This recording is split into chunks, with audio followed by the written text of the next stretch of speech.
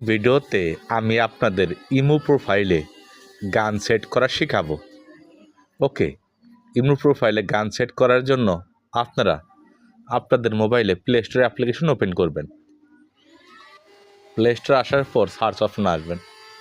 আসার পর আপনারা ইমো অ্যাপ্লিকেশন আপডেট করবেন প্লে স্টোর থেকে। আপডেট করার পর আপনারা আপনাদের মোবাইলে ইমো অ্যাপ্লিকেশনটি ওপেন করবেন। একদম বাম পাশে প্রোফাইল পিকচার দেখবেন, এখানে আসবেন।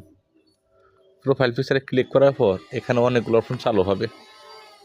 এখানে সেটিংস নামে একটা অপশন আছে, এই সেটিংস অপশনে ক্লিক করবেন।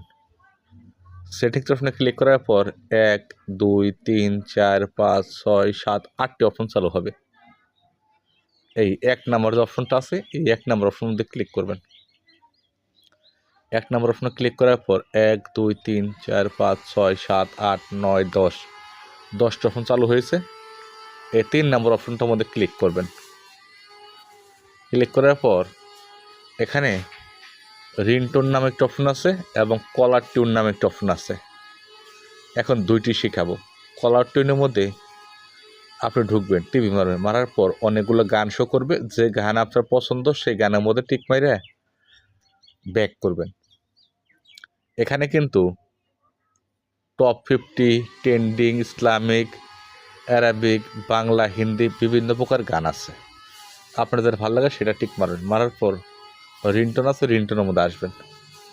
আসার পর আপনি চাইলে ইউজ ফোন রিংটোন, মানে আপনি এই রিংটোন থেকেও রিংটোন সেট করতে